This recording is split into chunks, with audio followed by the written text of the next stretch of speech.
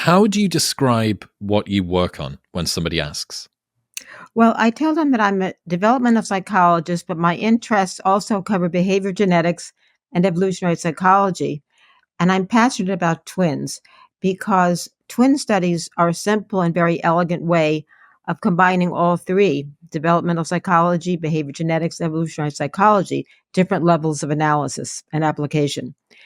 But also, I'm a twin myself. And so I really think that when you're personally invested in something, you have greater interest and passion for the topic. And so my whole career, I liken to a candy store. I've just had a wonderful ride, and the ride is continuing.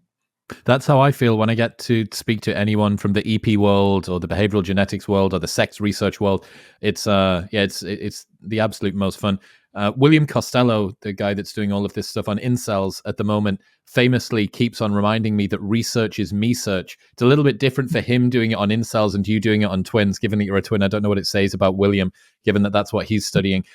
What is the evolutionary psychology angle of twin research? I can see how behavioral genetics comes in. We're splitting apart genetically and environmentally what the contributing factors are, but I'm less sure about the others. Right. So one of the very provocative theories that was launched was kinship genetic theory by William Hamilton, who asserted that we feel greater cooperation, altruism, investment in people with whom we share higher degrees of genetic relatedness. We don't consciously do the calculations in our head, but we behave as though we do. And so I've always known for years that identical twins are more cooperative, closer socially than fraternal twins are on average. And so I felt that this was another level of analysis that I could bring to twin studies, because many people say, well, they're closer because they look alike or people encourage it. But I don't believe that's the case, because behavior is not built on appearance. Behavior is built on the brain. And so I always felt that there was some deeper level to this. And so I've been able to use twins. I've been able to use unrelated lookalikes. I've been able to use virtual twins, many, many types of relationships that vary in genetics and in environmental connectedness. And the findings are beautiful because they really converge on the same thing. I remember when I was doing my doctoral dissertation, my first major study, and I used 7 to 11-year-old children, twins. And what I did was I put them into a puzzle completion situation, a kind of semi-naturalistic study where they all completed the same puzzle under the exact same circumstances with the exact same instructions. And without a word from me, and I kept their mothers out of there, the identical twins just did this orchestrated dance, beautifully coordinated. There was little rough play. Everybody was very cooperative, and they were very successful at puzzle completion. But the fraternal twins, on the other hand, tended to grab different pieces of the puzzle to their side of the table and work on it independently. And the whole thing looked like a mess. And there were lots of elbow jabs and snatching of pieces.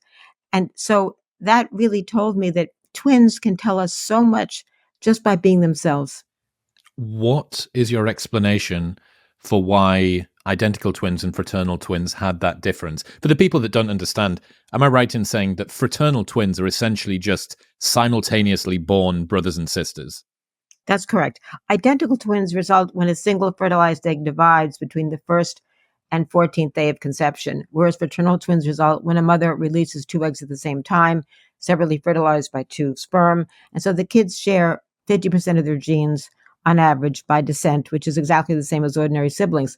So I think that what is going on here, Chris, is that identical twins who have the same genes are responding to the world the same way. They have similar temperaments. They process information the same way. And so all of those ingredients allow them to work more cooperatively in a joint situation, whereas fraternal twins bring very different interests and understanding and abilities to a particular task. I can tell you that I have a fraternal twin sister, and in a puzzle completion task as kids, we'd be at each other's throats. We had very different understandings and ways of doing things, and we still do. We're close sisters. I think a lot of siblings get closer as they age, but nevertheless, as children, we would have been definitely on the competitive side. I wonder whether teams, it would very much depend on what the activity is that you're doing. But I can imagine some activities in which you want someone that's very similar to you, But in other activities, you might actually want someone who has a different skill set. You want to be the analytical one. You want them to be the creative one. You want to be the slightly more risk averse one. You want them to be the slightly more adventurous one. So I imagine that depending on what the task is at hand, you could have scenarios in which being identical twins would be an advantage or sometimes a disadvantage. Yes, I think that's right. For example, if you're very skilled, say, at coming up with great ideas, but you don't know how to put them into play, you might want somebody who's more analytical, more statistical minded to really complement you. And so, to that degree, somebody a little different would be helpful. But identical twins would probably just pick a topic or pick an area where they both excelled and they do very well at it.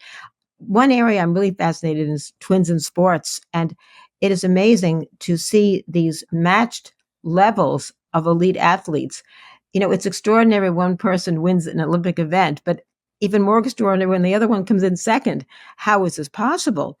Part of it is because of the way their bodies are built, their similar motivations, their similar interests, and the fact that in many cases, a victory for one is a victory for both. And it's hard to get your head around that kind of selflessness. But I've heard it repeated so many times. What about that? What about the degree of emotional connection between identical twins? I mean, there's tales as old as time about they've got secret languages and they can mind read and do stuff like that. But have you found, comparing it with normal siblings and fraternal twins, is there an extra degree of connectivity, of emotional investment, of kinship, as would have been predicted by that theory? I think there's no question that there is an emotional connection that goes far beyond any kind of relationship. In fact, I would assert that the identical twin bond is closer than any other relationship. Even more than mothers with children? Yes. And I say that because I have a study on the loss of a twin, on bereavement, and I wanted to understand two things. Do identical twins grieve more than fraternal twins, mirroring what you see in their relationships? And is there something unique about twin loss? And of course, this was all framed by evolutionary theory, in particular kinship genetics. And I did find that identical twins grieved more for their co-twin than they did for the loss of any other relative, whether it was a mother, a father, a non-twin sibling, a grandparent, an aunt or uncle. Of course, when you get to those, second degree relatives, the genetic relatedness dips down. I'm guessing that's the same for a son or a daughter as well, then. Yes, yes. But, well, let me backtrack on that. I have very few sons and daughters, very few twins lost children, for which I'm very grateful. But that would be, theoretically, it would be a fascinating comparison because with identical twins, you share all your genes, with children, only 50%. Whereas fraternal twins, you share half on average with your twin, and you share 50% for sure with your child. So I would expect much greater variability among the fraternals. So it's Very very interesting. interesting, but I really hope I never get to do that comparison because I don't want anyone to lose a child. One of the other very interesting things that I learned about when looking through your research is that there are times when a mother will release 2 eggs and will have multiple sexual partners within that pregnancy window, within that fertility window, and end up with, I don't even, what are the like half twins? Like what are they called? Well, the medical term for that is superfecundated twins, which means that because she had 2 eggs released and she had 2 different partners, each partner got to 1 egg in that 4-day fertilization window. And the children are really genetic half siblings. But I regard them as a legitimate pair of twins because this can come out naturally and it can also come about through artificial reproductive assistance. As you know, and I've told you, I have a book that's coming out August 8th called Gay Fathers, Twin Sons, the citizenship case that captured the world. And this is a case where 2 gay fathers who were very much in love with each other and married decided to raise a family. And so they contacted a donor and a surrogate, and they each provided sperm to fertilize these eggs. And it turned out that the top 2 embryos were each created by one father.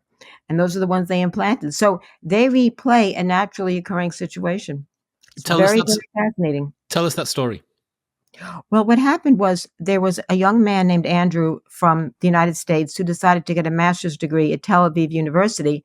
And there he met another young man, Elad, and they fell in love and married in Canada in It's good. 2010. Tel Aviv isn't fantastic for trying to get your gay wedding across the line.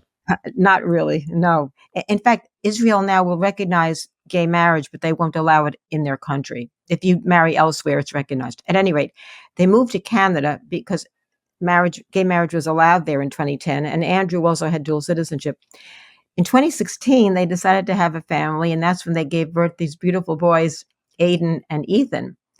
And the problem became when the boys were 4 months old, and they decided to move to Los Angeles. And when they tried to get the boys the passports at the consulate in Toronto, they were just hit with a number of very rude and intimate questions, such as, where do these children come from? Who's the father of this one? Who's the father of that one? Intimate details that they had no plans to reveal, not even to their parents. The only ones who knew were the DNA lab and the surrogate. Beyond that, nobody knew the relationship of the kids. So now their genetic linings are all hanging out on the clothesline. Everybody knows. And so the upshot was that they issued a passport to the little boy who was created with the sperm from the American father and a tourist visa to the other one. And so this threatened to tear their family apart. Tourist visas are good for about 6 months. They are renewable, but it was a terrible situation. So when they did come to the US, it was about 2017, 2018. And that was when former President Trump issued these bans on Muslim immigration. So all the immigration attorneys were at the airports taking care of these cases. But they did find a wonderful group in New York called Immigration Equality. Lawyers that are very concerned with gay couples, HIV infected individuals, other minorities, and they work pro bono on behalf of these couples. And Andrew and Elad's case came about at the perfect moment because they already had 3 other couples, transnational, who had children outside the US. But, Chris, twins capture attention. And this case really got into the media because the idea of separating 2 little boys who were born 4 months apart is unconscionable. And that was a real threat to the family. So the case was the family's name, Devash Banks, versus the U.S. State Department and Rex Tillerson, who was then Secretary of State, later Mike Pompeo. It was a very high-profile case that almost reached the Supreme Court. It took 4 years to resolve. There were moments when the government appealed. You have an appeal window of 60 days, and they would appeal on the 59th day after the circuit court ruled in favor of the family. Eventually, the case settled, no more appeals. And now they're living out here in California. I can't tell you what a lovely family they are. And all you see when you look at them are 2 really devoted parents and 2 very happy children. That's it. You don't see anything else. Wow. What a story. How much of this do you think is concealed homophobia from organizations that maybe, and then I guess actually a combination of concealed homophobia and concealed Islamophobia intersectionally combining to create this? I think that is certainly one of the factors. And I think whether you're homophobic or not, if you just simply disagree with the idea of it, then I think that can play a role. Well, it could be. Sorry, maybe homophobia might be the wrong term there. That just there's less preference given. It's not like you need to discriminate against, but it's a slippery slope from, well, right. Is the treatment the same? I'm going to guess that it would be treating somebody different on the basis of their sexual orientation. Probably That's like a rough definition of homophobia. So it probably is. It probably meets the criteria. Not quite the same as going out of your way to call somebody a slur, but if you're not treating them the same way that you would do as a heterosexual couple or a couple that are both from a European country or whatever, maybe it does meet the criteria. So at any rate, I think that certainly plays into it. And then there's another element that I noticed that one of the lawyers brought to my attention, and that is that the government just seems in some ways to make things difficult.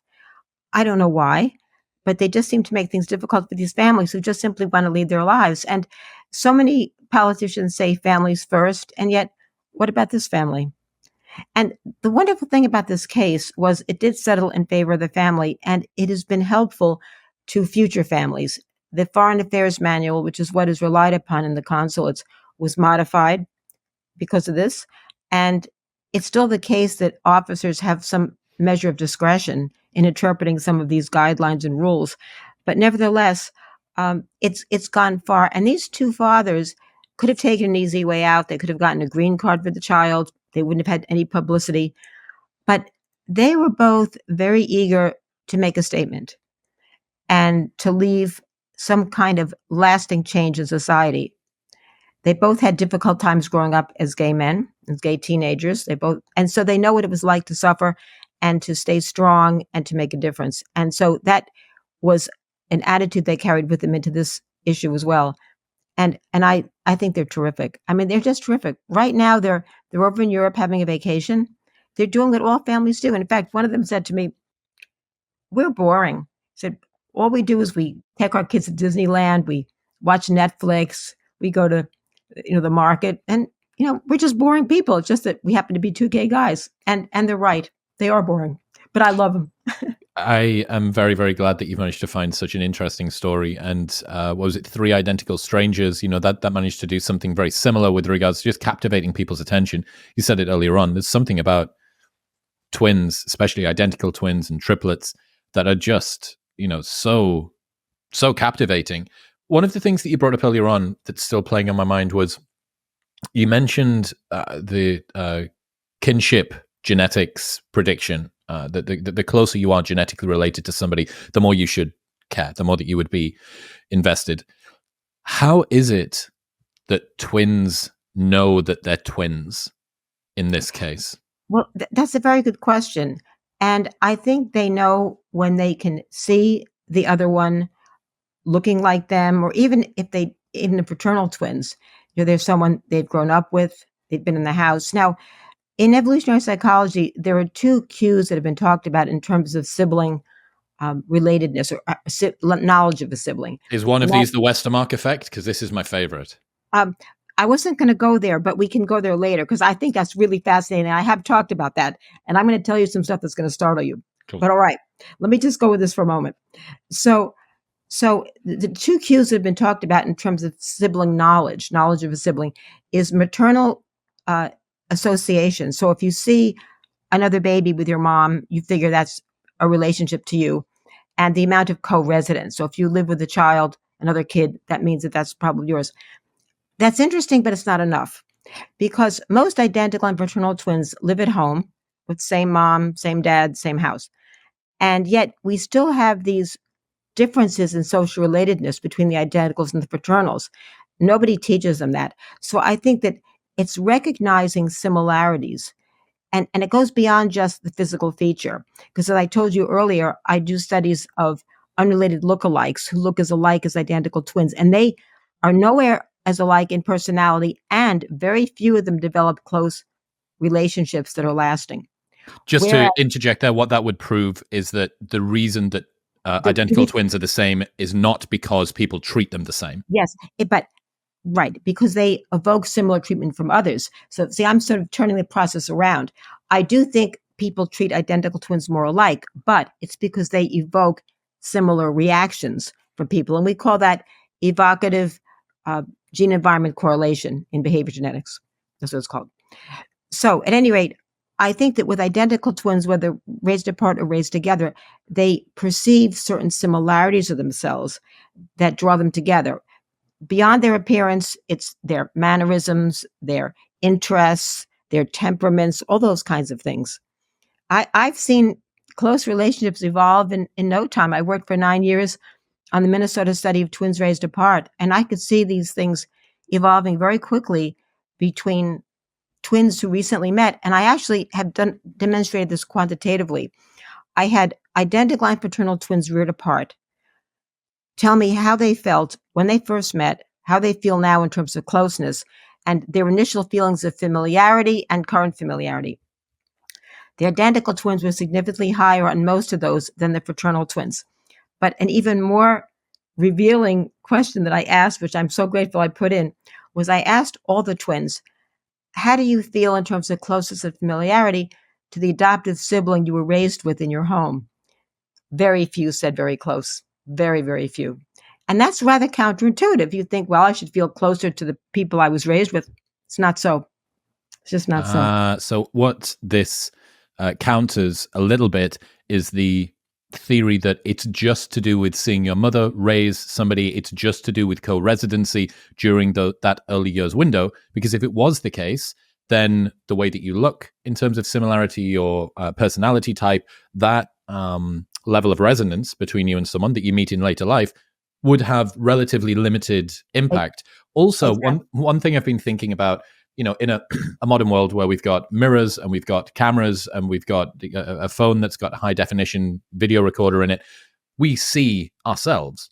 But for almost all of human history, we didn't see ourselves, right? How would What, other people would be able to say you look like them? what about lakes and ponds? You could look in there and kind of, it wouldn't be as sharp, but you still Mm-hmm. have a sense of Yep, what you look like. that's And fair. and I know that some of the older cultures had very shiny glass or metal where they would look. So it's not like today, but you certainly could get a sense of what you look like. Now, I wanted to talk about the thing you mentioned before. So the Westermark effect. All right. So that is very, very fascinating. And I've I've not documented this, but I have noticed that when identical twins are raised together and both are gay, they're almost never each other's partners. In fact, they have relationships outside the home virtually all the time. And that could be a result of, familiarity breeds contempt, if you want to call it that. But there have been there was a pair of identical twin men raised apart that we studied at the University of Minnesota, and when they met, they became each other's lovers. Now, it's only one case. I went back and looked at the biographical material in previous read apart twin cases, and there were a couple of cases that kind of hinted at that sort of a relationship. So I wonder if it works the same way. No one has really ever looked at that because the percentage of identical twins and fraternals raised apart is relatively small, but you could probably do it with siblings. Now, there is a concept in the adoption world called genetic sexual attraction, and it's been talked about mostly with mothers and sons who reunite and fathers and daughters. And it's not even that they necessarily have intercourse with each other, but this mother described this feeling that she just wanted this close physical contact. And sometimes this does go into sexual relationships. It can, but it doesn't necessarily have to. Now, where am I going with this? Because I've documented 5 or 6 cases of male female twins who've been separated at birth and who meet and marry. And they describe a fierce attraction, probably based on the similarities they perceive in one another. And the way that their relatedness is discovered is because they usually have a child with a genetic defect. Because remember that every parent carries a lethal recessive. And if you marry a sibling or you have, 2 siblings carry the same lethal recessive, the chance of a child would be 25% if that couple got together. So at any rate, it's devastating, of course, but some couples split up, some don't. It's very, very interesting. And I also, along those lines, noticed that when we had separated male female twins in our lab in Minnesota, there was absolutely flirtation going on. There's no question about it. Wow. Okay, so here's a question for you. What does the state think about accidental incest? I don't know the answer to that question, but because some of these couples are allowed to marry, and I don't think that they've been from this country, most of them have been from Europe. And as far as I know, no one has forced them to separate. If they separate, it's their own choice. Isn't that interesting that we almost carve out a exception for the fact that we know there is a very small cohort, but not insignificant, of twins raised apart for one reason or another, fraternal twins, because that's such a shame. I was thinking one of the things I wish that you'd been able to work out would have been sexual aversion or an increase in the Westermark effect if there was such a thing as identical twins that were different sexes. Mhm. It would be Oh, if they're raised together, I'll bet that's right. But these are twins raised apart where yes. the attraction comes in. Now, I think that that is something we have to worry about, and some countries have started worrying about this because now, with all the sperm donors creating so many hundreds of children in some cases, you have to worry that if the mothers live in the same local area, these kids may be about the same age. And so half siblings might get together and they might be attracted to one another just the way that separated twins and siblings are. Depending What have been some of the craziest similarities between twins who have been on, raised apart that you've found? yeah, well, I have to think about these twins, Oscar and Jack, who had the most amazing story. Oscar, they were born in Trinidad to a Romanian Jewish father and a woman from Nazi Germany, Catholic. That they were born in 1933. So Nazism was just sort of on the rise then. The marriage failed, and so one boy was raised in Trinidad with a Jewish father, the other raised in Nazi Germany and went to the Hitler Youth. And so when they met, of course, they had very different political and historical understandings, but they both read books back to front. They both used to wash their hands before and after using the toilet. They both thought it was hysterical to sneeze loudly in elevators. And they both got very upset if they were in a restaurant and there was a vase of flowers in the middle blocking your view of the other person. They used to collect rubber bands around their wrists. I mean, they had a lot of these very odd, idiosyncratic matches. And a lot of people think, well, it's coincidence. I don't think so. I think these are hard scientific data. I honestly do. The trouble is you can't start studying rubber band wearing around the wrist across cases. But what you can study, Chris, is you can study the frequency of these odd similarities in identical versus fraternal. And I can tell you that we found them much more in identicals than in fraternals. In fact, in the Minnesota study, we had one pair of fraternal twin men who both had 18 tattoos. We counted them. Now, sorry, at this point, we didn't look at the types. Were they flowers? Were they women? What were they? We didn't do that, but we found 18. And I actually have a paper that came out earlier in 2022 in the premier issue of the Japanese Journal of Twin Studies. And my students and I did this project where we looked at the similarities in twins from the Minnesota study and from previous and past studies. And of course, when a similarity is something like using Crest toothpaste, I mean, nobody cares about that. Half the world uses Crest toothpaste. But we had a pair of twins that used a rare Swedish brand called Vadimakum. And so you have to wonder, what attracts them to this weird stuff. So maybe they like to do things differently, or maybe they like the taste. Who knows? Or maybe they have this affinity with Sweden. But the beauty of these kinds of things is that they give you new hypotheses about why you do what you do. For example, we had a pair of fraternal, identical twin males who both held the beer can of only Budweiser with their pinky finger underneath. Now, why would you do that? It could be because your hand is made a certain way, or you worry about spilling the beer and you want to be very secure about it. You just like the way it feels, something like where you think it looks cool. At any rate, it gives us new ways of thinking about these kinds of things.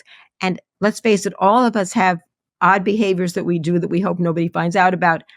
But I'm willing to bet you that they're not just there because they're there. They're there because of you, because of the way your body and your mind are constructed. And you prefer doing things that way than alternative ways. Yeah, I fear that there's a twin, an unseen twin out there of me doing all of the embarrassing shit that I do privately and letting other people know about it. I'm thinking about what you spoke about there. These things seem relatively arbitrary. What type of car do you drive? What sort of toothpaste do you use? How many tattoos have you got? But they're very discrete, individual examples that explain an entire suite of traits that somebody has, right? So, as you said with the can, is it because it feels good? Is it because that's the particular size of your hand and the can slips out? You've got particularly small hands, particularly big hands, or whatever, right? What it shows is a physical manifestation that's very obvious about that represents something that's going on internally and sort of biologically too.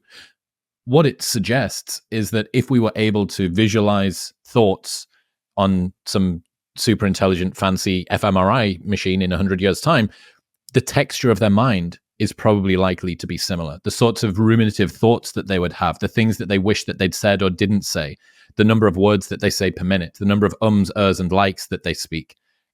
All of this stuff is determined by a combination of your physical attributes, the morphology of your mouth, etc., but then also what's the predisposition that you've got mentally? Well, sure. I think that all comes into play. I absolutely do. And I'm not so impressed, as I said, with the common similarities. It's the rare ones that I find intriguing. And those are the ones we focus on. And so, for example, I did something with names in that Japanese journal. Twins, how often they name their children the same name. And we looked at the frequency of how often names were that name in those years. So, you can start to quantify some of this stuff and get some very interesting findings. Wasn't was it the Jim twins? There was some incredible case. Yeah, the Jim twins did too. Unfortunately, both of them passed away. They're the ones who met at age 39 and actually launched the Minnesota study. They lived only 40 miles apart in Ohio, and they used to bite their nails. They described a headache syndrome as someone pounding on your head. They used to scatter love letters around the house to their wives. They had woodworking benches. They drove the same kind of light blue Chevrolet. They vacationed on the same 3-block strip of beach in Florida. Amazing they never met.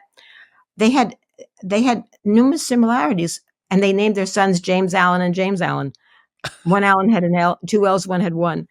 I know you can laugh about that, but why would you name? What goes into name picking? Obviously, the other partner has a say in this too, but maybe because they were firstborn sons, they wanted to name their son after their own name, very traditional, or maybe the name Allen reminded them of somebody, like the way it sounded. I don't know. I'm just throwing out ideas, but it just gives you a new and fresh way of thinking about these things, not just chalking it up to random chance. Didn't they have something to do with their marriages as well? Yeah. So this is interesting. One of the Jim twins married Betty and divorced her, married Linda, divorced her, married Sandy. Now, the other one also married Sandy, divorced her, married Linda. If I were Linda, I'd be a little nervous. Because Betty's coming around the corner. Every time Sandy came into the atmosphere, I'd probably go running. So interesting. And again, you think about all of the different inputs that we have on our behavior, all of the myriad interactions we've had with the world, the books that we read, especially if we've been raised apart, different books that we read, different whatever. And yet they read similar books when they're raised apart. Well, there we go. But it's just this permanent gravitational pull toward your predisposition. I think so. We all have choices in life, and most of us do live in communities and cities where there's lots to choose from. And yet there are certain things we choose and certain things we don't. And I think that's why identical twins are alike, because they pick and choose the same things that are compatible with who they are. And another kind of counterintuitive but true finding is that genetic effects seem to go up as we age. And people think, how can that be? It should be environment making more of an impact, but it isn't, because once you get away from home and you're not under the thumb of mom and dad anymore, you're free to pick and choose. And that's why the early studies of religious interest showed no genetic effects, because they were studying children raised at home by their parents. So both twins had to do exactly what mom and dad said. But once they left the house, you began to see the genetic effects kick in, because then they would gravitate towards similar types of activities and really express themselves. And sports participation works the same way. Very little genetic effect when you're young at home starts to kick in when you become an adolescent. Is it IQ is 0.8 by the end of life, pretty much? The heritability is about 80%, 75 to 80%. Yeah. Yes. And so there's another one that shows increasing genetic effects as you age, because you're constantly refining your interests, your activities, all that sort of stuff that feeds into mental skill. But you would presume a lot of people, the behavioral genetics deniers out there, would say that all of the different inputs you have, your nutrition, your hydration, the amount of vitamin D that you've got, where it is that you live on the planet, the kinds of things that you get exposed to, all of these are going to, in their eyes, it would mediate your ability to deploy your IQ. And yet behavioral genetics seems to rule all. Well, genetics does not say it's completely genetic. I mean, there's nothing is a correlation of one. I find the most fascinating thing is that there's so much out there that can make us different. And yet identical twins are still remarkably alike, whether they're raised apart or raised together. But again, you certainly with nutrition, I mean, if one twin is exposed to a condition, other one isn't. There are cases where one had COVID, one didn't, that sort of thing. So certainly with infections, I mean, there are many things that can make you different, but it's not like it makes you different in every way. You might be different in one area, but still very similar in others. I've also had the opportunity to work with twins, identical female twins, where one felt like a male and actually went through surgical reassignment to become a male. And yet the twins were still remarkably alike in every other way, except for this one fundamental difference. And what was so wonderful to witness was just how welcoming the non-changed twin was. She wanted her now brother to be happy and content, and the brother wasn't for many, many years. What about sort of psychopathologies, schizophrenia, depression, anxiety, alcoholism, other sort of maladies like that? What is the insights that you've learned with regards to fraternal and identical twins? Well, identical twins are more likely to match on all of those than fraternal twins. There's a genetic component on virtually everything you rattled off. Schizophrenia is about 40 to 50%. It's nowhere near one. The only psychopathologist that's really the strongest genetic effect I've seen is autism at about 70%. And that can also vary depending on whether you use strict or looser criteria. But bipolar disorder has a genetic effect. Dementia, breast cancer, interestingly, does not. It's about 20% similarity in females. Wow! So Very you could have remarkable. identical twins, one of Where whom one does get has breast it, cancer and one of whom one doesn't. doesn't. Yeah, that's very, very interesting. So there's, and see, those cases are extremely informative for the general public. See, a lot of people think that twin research is only for twins, but it's a model for looking at human behavior in general. And so you could look at a pair of identical twins, and so one has cancer, one doesn't. Why? Why? What about the environment that triggered it in one twin and not in the other? And that's really important information by way of prevention. Diabetes is another one. One twin has it, it's about a 50% match. Multiple sclerosis is another one. Twins, it's funny because identical twins are so alike, but they're less alike than people think they are. Both are really true. I hate to say it, but it is. What have you learned about twins that are raised apart and BMI or weight? Yeah. So it differs from males and females. The similarity is higher for males. With females, there are various hormonal effects, exercise, diet. So females are a little bit more flexible in that way. But body mass index, BMI, does have a genetic effect, as does height and weight separately. Yeah. Yeah, it's that was one of the most interesting things that I learned, because a lot of the time, and this gets on to, what is it that you call it, the gene environment covariance? A correlation? Correlation, that's it. That in a household, let's say that you have identical twins, it is very difficult once both of those twins are in that household to parse apart what is the contributing factor of the nurture element here and what is the contributing factor of the nature element here. You see fat parents with fat children, and you think that's because of their lifestyle. Look at this.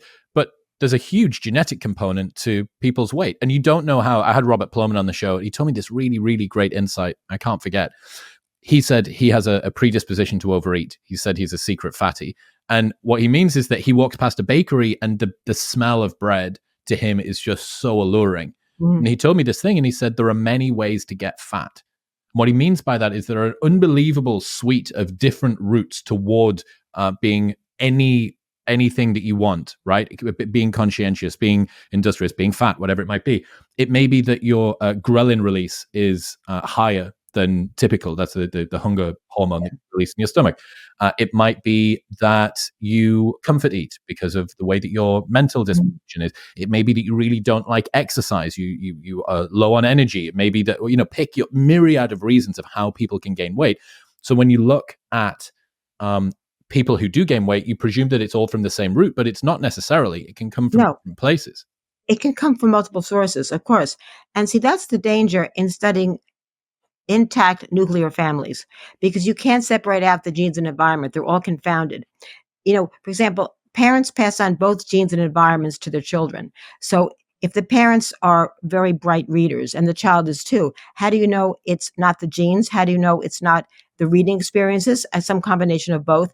So that's why you have to apply these developmental designs that separate them out. So one, the very simple one, is the classic twin, monozygotic or identical twins versus fraternal twins. Another are adoption studies. twins raised apart.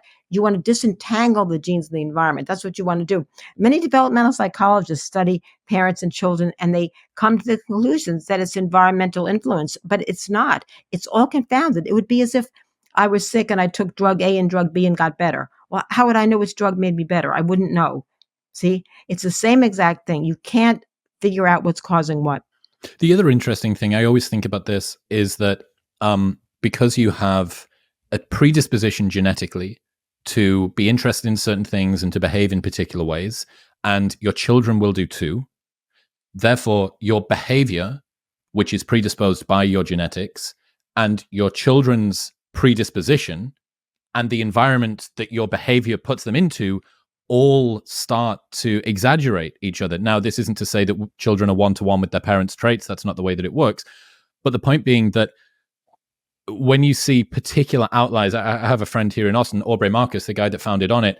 I'm pretty sure his father was his actual biological father was some inventor guy. His stepfather was a very, very impressive businessman, and that was the person that raised him. His mother was a world champion tennis player, and he went on to sell this business for $500 million at age 35. And you go, well, it's not, you've got the genetic components, you've got the foundations here, and then look at the environment that you grew up in.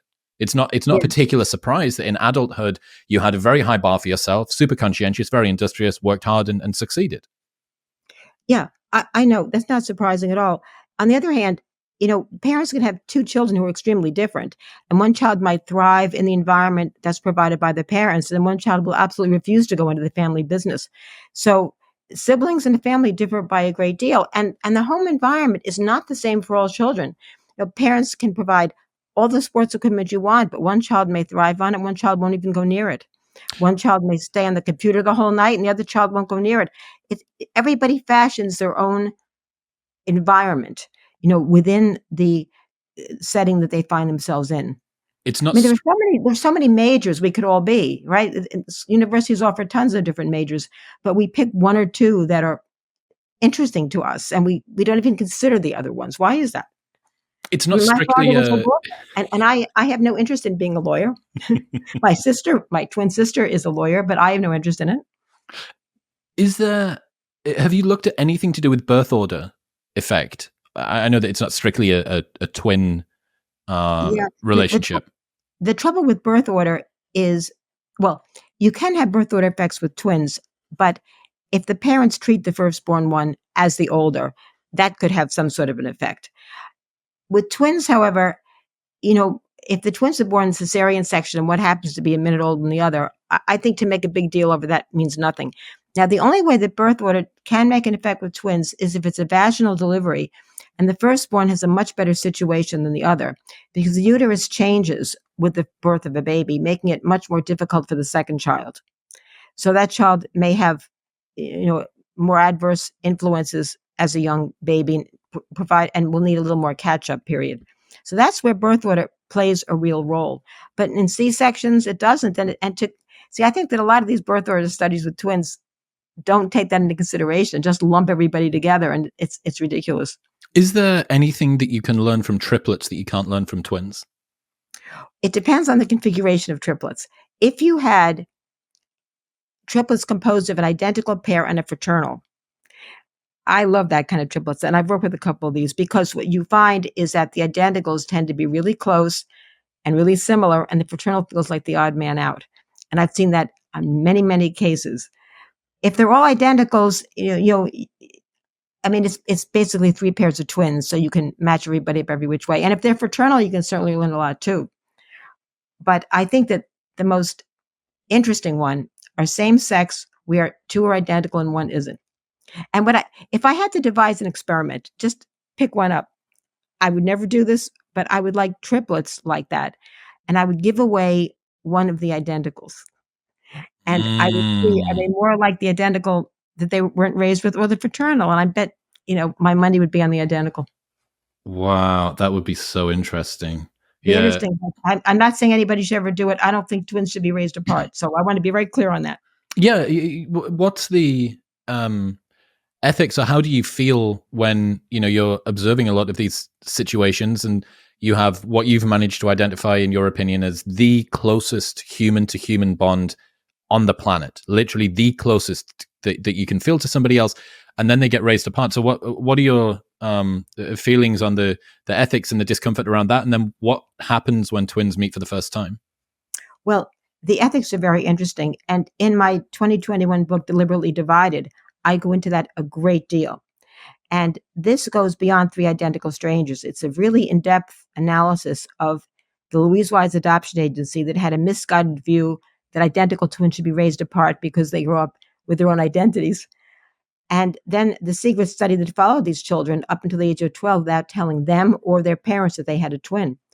So separating twins for that reason, this misguided developmental theory, I think is unconscionable. Now, I will say that sometimes twins get separated for more legitimate reasons.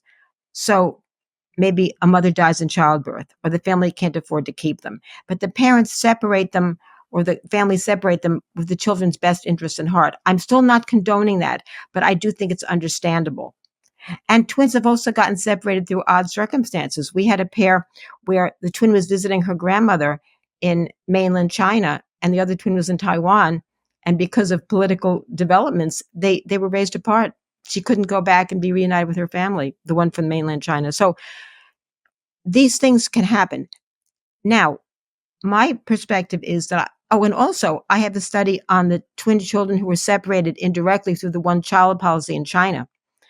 And these are twins who are separated partly sometimes because the mother gives away one and keeps the other, and then maybe gives the other one away later, or they're brought together to an orphanage and then somehow they're separated because people don't realize they're twins or whatever. But my view and the view of my colleagues who are in this line of research, we believe in bringing twins together. And we don't believe in keeping them apart for research reasons. In Minnesota, we would sometimes encounter twins who'd never met. And we wouldn't keep them apart, for research reasons. Yeah, maybe you want to separate them. We would never do that. In fact, we made an incentive of the study to bring them together so they could spend time together. And we would test them separately. We told them not to discuss the test while it was still ongoing, all that sort of thing. And they took it very seriously. I have no doubt about that. But I'm completely against twins being raised apart. Sometimes private adoptions happen where a mother decides to keep one and give away another one. I mean, I think it's unfortunate that these things happen, but I would be of the opinion to never separate twins. I just don't think it's right. I think it's a violation of a birthright. What is it like? Have you been there when twins have met for the first time? What's Oh, that like? I have. I have. It's amazing. It's the most wonderful experience you could ever imagine. And twins do different things. Some jump up and down, some hug and kiss, some just kind of look at each other. Sometimes they touch their face and touch their twin's face at the same time. But it's amazing. It's sort of this moment of out of control glee. And you can't help but feel the same joy that they're feeling. After all, most of these people are adoptees who never looked like anybody who raised them. And suddenly, for the first time, they're meeting this celebrated relative, an identical or a fraternal twin. And it's a big deal. It's a very big deal. I mean, I sometimes say to people, what if you learned that you had a long lost cousin? Would you go look for them? Well, modest interest. How about an uncle or an aunt? Maybe. Parent? Absolutely. Identical twin? You bet. It's irresistible. It's just irresistible. Why do you think it is that so many people have a problem with behavioral genetic explanations for the traits that we have? I think when people hear the word genetics, they feel that whatever that trait is non-changeable and is set in stone. And that could not be further from the truth. Behavior is, after all, the expression of a gene in an environment. And if you modify the environment, you can affect the genetic expression. I will say that some traits are harder to change than others, but you can engineer an environment, you can work harder, you can get into training. You're not stuck with things. Now, for example, we know that divorce has a genetic component because identical twins are more likely to divorce, both of them, than fraternal twins. But your genes don't tell you to divorce. You make the decision. Maybe you have a difficult personality or you're very fussy about your partner, or whatever the reason is. But you make the choice. Your genes don't tell you what to do. You are the one in command. Yeah, I see a lot of this on the internet, especially coming out of the dating sphere, the black pill and the incel movement that William in particular studies, behavioral genetics to me was just what it was the second most fascinating thing that I learned about after evolutionary psychology. And I adored looking at this, not necessarily a conflict, but this tension between my predisposition and the outcomes that I got, what I had in terms of raw materials, and then what I had in terms of environment that impacted that. But a lot of people do get fatalistic after learning about behavioral genetics. They believe that they have a very heavily capped ceiling, that it's this sort of deterministic life that they're living now. I am doomed to be X or Y or Z. Yeah, no, that's really not the case. I mean, maybe you're doomed to have brown eyes or hazel eyes, but even then, you can get colored lenses if you really want to make the change. But let's face it. I mean, somebody who may be 6 feet tall will probably never be chosen for gymnastics. There are certain limitations, but I think that's good to know that. It makes us predisposed toward more realistic decisions and lifestyle changes. So I think it's good if you know that, say, your parents are alcoholics. Suppose you learn that. Well, you can use that information. You're not necessarily going to be alcoholic, but you might watch how much you drink a little more carefully, things of that sort. So I think it's wonderful information that we can all use. How do you conceptualize or explain to people this relationship of genes and environments when it comes to our outcomes in life, and how that should inform our behavior and the way that we sort of see ourselves and our efforts?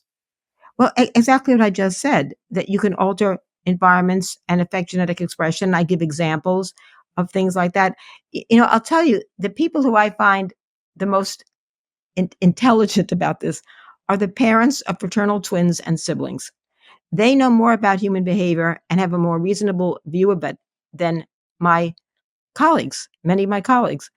They just know that what works for one child doesn't necessarily work for another. And many of them went into parenting thinking that everything was environmental. And they come out of it with completely different ideas, as do reunited twins. I interviewed every reunited twin in the Louise Wise adoption study. And a lot of them said that they really felt that behavior was environmental, but they'd never met a twin before. And suddenly they're learning about themselves, that their behaviors are not just coming out of nowhere, but they coming out of somewhere. And it's a great education. It's just a great education for them. How And much? let me just mention, I also did a book recently this year on the twin children who survived the Holocaust. It's an annotated photograph collection. I think I told you about that. Mm-hmm. And these are the twins who were in the Mengele experiments in Auschwitz-Birkenau in 1945. And I went with them to the 40th anniversary reunion in 1985. And, why did these twins survive when some other ones didn't? It's an interesting question. Luck had a role here too, but a sort of resilience and strength. And the twin bond too. The strength of that bond gave them each kind of a will to live, which was so important, which non-twin survivors didn't have the benefit of. Mm. Thinking about the parenting side of this, how much can rearing change a child? Well, I can't give you a number, but what I can say is that I think parents have a very important role, and I think it's different than how people conceptualize it. Parents do not mold you into what you are. I regard parental responsibility as being very sensitive to the child's individual tastes, temperaments, likes, dislikes, abilities, and interests. And I think if parents can be attuned to that and really help the child to become more of who they are, and to maybe overcome some of their drawbacks like shyness or timidity in some situations, then I think that's a great responsibility. It really pained me when parents, when mothers who were still pregnant are enrolling their children in these prenatal programs of education. And I mean, it's ridiculous. I think that good parenting is really sensitivity to the child and being very supportive and nurturing. So I think parenting makes a huge difference. I think children who grow up with insensitive parents, or multiple caretakers who don't take the time to really see what their interests are the ones who are not going to benefit. Yeah, Jeffrey Miller once tweeted that every parenting book combined is less useful than one book on behavioral genetics for parents to read. I think it's very well put. I would agree with that. Yeah, it's just I try and look back. I'm an only child, so I try and reflect on my own life, and I don't have another an A/B split test of me to be able to look at, to be able to compare.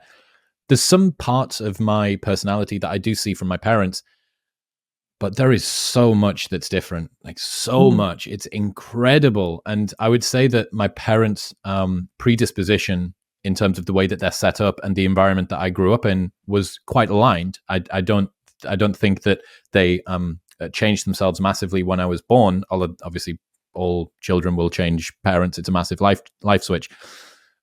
But yeah, I love the idea of helping a child to find out what is their passion, what is their calling, what it Yeah, is that aligns most with them. Because for an individual parent to try and reverse engineer or to prescribe in advance, I always, the classic story of the father that didn't get picked for the football team. So my son, he's going to be the football player, and he's 2 years old throwing a football at Christmas and stuff. mm, That prescriptive role in some regards is good because it creates guidelines that children can follow. But if you're continually having to reforce your child to do that because all he wants to do is play music or draw or whatever, you're fighting a losing battle.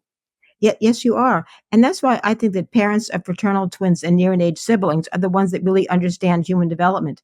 Because fraternal twins can be extremely different. My sister and I went in very, very different directions. I took ballet, she took drama lessons. We went to different schools, different summer camps that were more suited to what we wanted. And my parents were very good about that. They didn't force us to be together. It was easy because children in their own way will tell you what's best for them if parents will only take the time to look. That's a lovely insight. And I think when I first spoke to Ploman about this as well, he the sense that I got, I'm not a parent yet, but the sense that I got from a parent's perspective is that it alleviates a lot of the pressure I think that Yes. parents feel. Yes. I think that parents who are less well informed about what parenting is all about feel they have to do everything. And if they just relaxed a little bit and paid attention and took the cues from the child, I think they'd be a lot better off and they'd be much happier and more effective parents. Yeah. I have no qualms about saying that. Yeah, I think so too. And there is, in a meritocracy, uh, if you are your successes, then it also means that you are your losses too, right? And we know that people have very different. As soon as you take the behavioral genetics pill, like forget equality of opportunity, forget that, right? Way before equality of opportunity is equality of genetics, which is just not. It's not going to happen between Yeah. everybody. So as soon as you take that behavioral genetics red pill, what you realize is that largely your child's outcomes in life are going to be determined by the partner that you chose to have them with, right? And you can do things to improve that. You can make the quality of their life better. But if you're, tiger momming your way to hope that you can create a Mm. 140 IQ child, it's Yeah, you're going to be disappointed. Keep in mind too, though, that suppose you've got two parents who are very interested in dancing or sports or something like that. They could have a child with absolutely no interest in that whatsoever because the genes reshuffle in every generation. And and then also what's popular in one generation may not be popular in another. And even if a child has a certain ability that aligns with that of the parents, there may be something else that's grabbing everybody's attention in the generation into which the child is born. So these things, have all kinds of factors affecting them. Parents and children, I think, are actually less alike than people think they are. We do see similarities, definitely, but children are very different, and I think it's largely because they they get different suites of genetics, and they are in environments and generations where things can be vastly different. Yeah, I think I'm really seeing this in my generation. So I would be pretty much slap bang in the middle of the millennials. And I would probably guess that aside from some times when there's been global pandemics like the Spanish flu or world wars or Genghis Khan's come through or something, that this block has had from parent to child the largest inflection point in terms of the difference of environment that we found ourselves in. You Yeah. have parents that grew up without the internet, children. So for me, I was not internet native, but I think the internet would have come online maybe when I was 11 or 12, something like that. So I've got a little bit of time before that and a good bit of time before smartphones, but relatively digitally native. But the difference in my dad's upbringing in the 60s and 70s and mine in the 90s and the 2000s, is a different universe. So Yeah. yeah, even if you were 1-to-1 with your parents in terms of your genetics, look at how different all of the different inputs are that you've got, the opportunities that you have, the influences, the chance to actually display this behavior in a completely different way. Yeah, the differences are extraordinary. They are. There's no question about it. And yeah, we can't account for everything, but I think we can account for a lot. You know what it makes me think about? I have a friend, Johnny, that comes on the show quite regularly, and someone asked a question 4 or 5 years ago on the show, and they said, if you could go to dinner with four people, alive or dead, who would it be? And you've got the typical idea of thinking about, would it be Muhammad Ali, and would it be Socrates, and would it be Plato, and would it be Jesus? And Johnny's answer was that he would love to sit down with all four of his great grandfathers, Mm. because he thinks that he would learn an awful lot more about himself from sitting down with them than he Well, see, would. yes, and this is a benefit that the internet has given us, that we can track our families in many ways that other people never could. And there's a real interest in that now too. I regret the fact that I didn't ask my grandfather more questions about his coming over from Russia. I think I would have learned a lot. But still, there's ways of tracking things, and many twins have found each other because of the internet. When I was in Minnesota, we thought that we had exhausted every pair of reared apart twins in English speaking countries, and that was so wrong. It was so wrong. So many have met on the internet by posting a video, not even knowing they were a twin. Just I studied a pair of twins born in South Korea, and one was raised in New Jersey, and one was raised in a very posh French suburb. And the one from New Jersey moved to LA, was an aspiring actress, put a video of herself online. A friend of the other twin saw it and said, "You look remarkably similar." And that's what led to their reunion. It's absolutely amazing. And this gets back again to something we talked about a little earlier. I think the idea of finding someone that looks so much like you or is so much like you. Now there are websites for finding people who look like you, these unrelated lookalikes. And not only that, there are websites for finding a piece of art, sculpture, a painting, a drawing in a museum that looks like you. And we don't go looking for something that looks different than us. Children's imaginations of friends are always for someone similar. And I think that's all such fascinating and very revealing information about human nature. People who see identical twins are fascinated. And I think the reason they're fascinated is because we all learn to expect individual differences in behavior and appearance. And so when we encounter identical twins who look so different, it challenges our beliefs in the way that the world works. And it fascinates most of us, but it can still turn off some people who are nevertheless intrigued. Some people may say it's too much closeness, too much similarity, takes away from individuality. But everybody is intrigued nevertheless. And I think that's why whenever anything happens to identical twins, it's in the news. I mean, it's in the news all the time. These And and I get these cases, and I get contacts from journalists all the time that want commentaries on unusual cases. And in fact, right now I'm working with the Guinness World Records book on compiling the updated set of twin records, which is a lot of fun. Did you say that you've studied or managed to try and track down every pair of identical twins in the English speaking world? No, I said that when the Minnesota study concluded, Yep. we thought that we had every pair Right. in the English speaking world. It was a very naive Ah. conclusion Ah. because there were so many out there. There were so many people who don't know they're twins, and there were people who didn't have the means to find out if they suspected, but now they do. And there are people out there, fraternal twins, who will never find out because they don't have the advantage of mistaken identity. So many twins meet, I wouldn't say many, but a number meet because of mistaken identity. Somebody confuses one for the other, and then that's how it all comes about.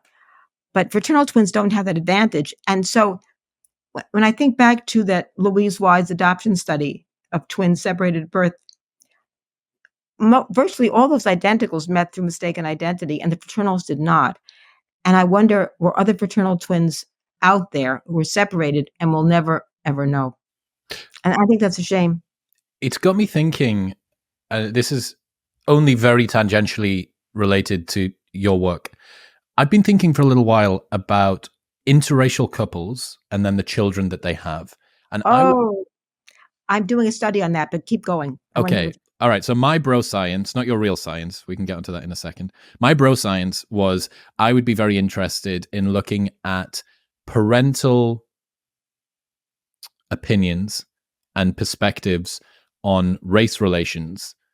Let's say that you have a white mother, black father, and then mixed race child, but the gene is relatively dominant, so it's going to be a dark child. So I would love to speak to the mother and work out what it's like to be completely uninvested in racial discrimination, personally uninvested. You can altruistically be as invested as you want, and then immediately upon having a child for this to change. And he would be the second one, and this would be the craziest one, if you were able to have the I can't remember what the name was when you have two eggs that get released and two sperm that go at the same time. But if People you with fecundation. yeah, but if you had that, but those were interracial, that you had a white and a Well, black. okay, let me tell you something. I'm very interested in the so-called biracial twins too, and these are fraternal twins that are born to mixed race couples. And I got interested in this because in one of my classes, I had a pair of fraternal twins. One looked very Hispanic and one looked very Caucasian. And they did have a Caucasian mother and a Hispanic father. And they told me that their life experiences were extremely different despite being raised at home and in the same communities. That everybody thought that the one who looked Hispanic was the dumb one, when in fact it was just the other way around. And so there have been many more mixed race couples lately, and they have fraternal twins. And so now I've interviewed probably 10, 15 couples because I want to understand the different life experiences of the kids and what the parenting challenges are. And I also am trying to get at the topic of, do you feel a greater kinship with the kid that looks more like you racially than the other one? Mm. And that's a very hard concept to get across. I mean, you can't say, who do you love more? You can't say that. But I wonder if I can somehow tease that out in maybe a less direct way, because it's an interesting question. And I also wonder if there is less paternity uncertainty Yep. in mixed race Yep. couples. Yep. There might well be. I don't think anyone's ever looked at that, but that's something I can think about at the same time. But it's really biracial comes from the press and the media. It's not a term that makes sense to me because they're not biracial. They may look biracial, but they're equally biracial because they have the same parents. Okay, I understand that. What are the common criticisms that you encounter around twin studies, whether it be methodology, conclusions, pushback, that sort of stuff? What's most common? It's probably mostly methodological. People think that when twins are together, they learn from each other, that sort of thing, or they're not tested separately. And I think some people think that the conclusions are overdrawn. But I would argue that the critics have not done the studies themselves, and they probably never encountered a pair of twins. I mean, so many people who have these hard opinions don't have the experience to really make the appropriate judgments. And and also so many studies that have used different populations, different subject pools, different protocols converge on the same conclusions. In in my book 2012, where I give a whole overview of Born Together, Reared Apart, which is the Minnesota study, I reprint from one of our papers a graph showing the IQ correlation from 4 or 5 different reared apart twin studies. One in England, one in Denmark, one in the US, one in Sweden. Different populations, different time points, different protocols. And they all converge on the same basic conclusion: about 0.75 is the genetic effect. And it's rare to get that kind of replication, I should say, in the behavioral sciences. It's a very robust finding. Yeah, I was going to say, for the people who like to throw the term replication crisis around and point the finger at fields of psychology and social sciences, which is very justified, the two places that you really shouldn't be pointing the finger are behavioral genetics and evolutionary psychology, because Right. both of those. Lots of repetition there and lots of converging evidence. And I really love that because it's different methodologies and different people. But even if you go outside of behavior genetics and evolutionary psychology, you can see studies done in social psychological theories, and they come out with the same thing, but their interpretations are different. There's a wonderful study done in the 50s where they simply asked twins, who would you miss most in the event of death, twin, mother? And while there was some little variation against my studies, it was basically very remarkable that genetic relatedness was more aligned with higher levels of grief. So if you look in that literature, you still see this stuff. It's just that the interpretation and the theoretical layering is so different. What was their justification for it? What was their interpretation of that effect? Um, it really wasn't an interpretation. It was a sociological study. It was mainly to see what is out there. Okay. They really didn't have an interpretation. It was basically what if. Got you. But the what if aligns with the behavior genetic and evolutionary psychological interpretations. Damn right it does, which is why we're interested in it, Nancy. What you mentioned there, you said about the study that you've done.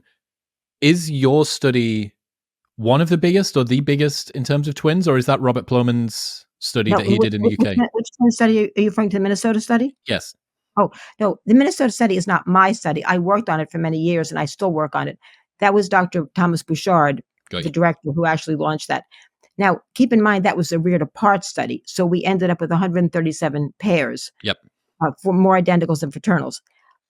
Plomin's study is twins raised together, and he has thousands of pairs, so definitely going to have more. Yeah, I think it was every set of twins born in the UK between like 1991 and 1994 or something, right? It's something like that.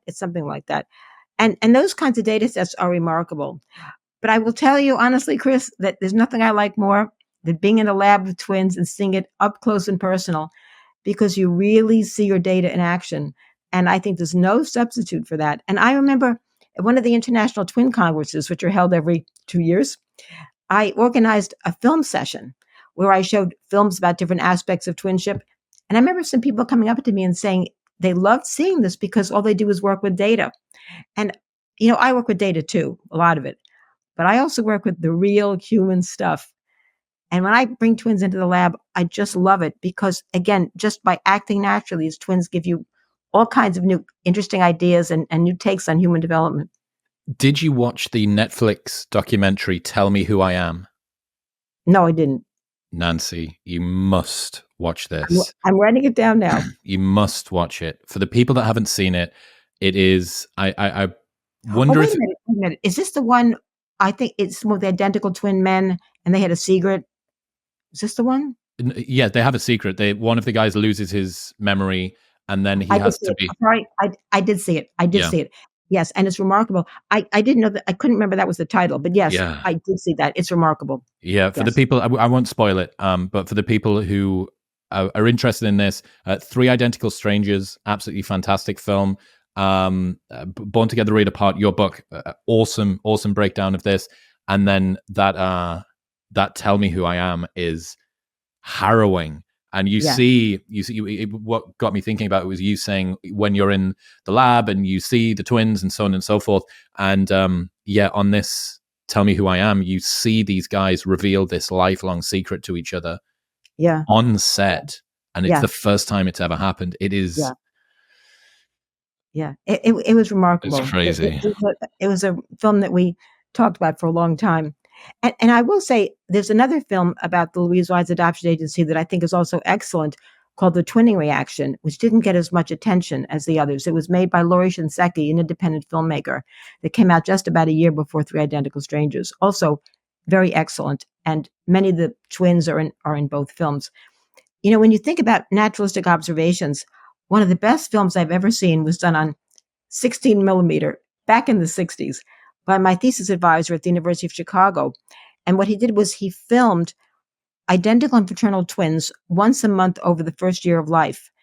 And he looked at their reactions to strangers. So in every month, he'd show them with their mother, where they're happy and playing, with a stranger, and maybe with this new toy and how they reacted to that.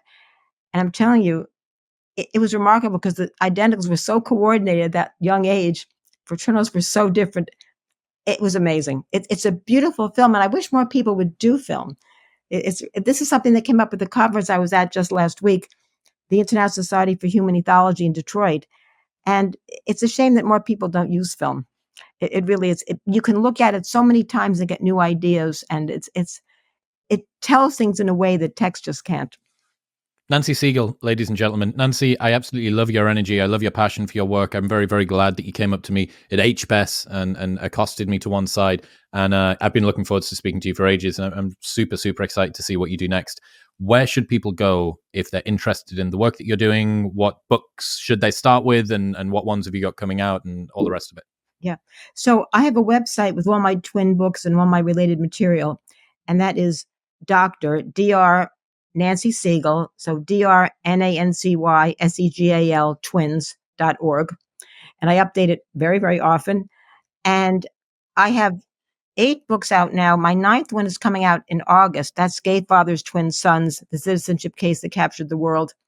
They might want to look at my photo book on the Holocaust twins. There's a lot of interesting stories about twinship in there. And Deliberately Divided, certainly. Deliberately Divided, twins and triplets adopted apart, the inside story, something like that. But if you're really, really new to twin studies, you might want to check my 1999 book called Entwined Lives, where I cover many, many different topics on twins. I cover the biology, the psychology, reproductive interests, legal cases. I work as an expert witness on legal cases involving wrongful death, injury, custody, all kinds of things like that. Very, very fascinating.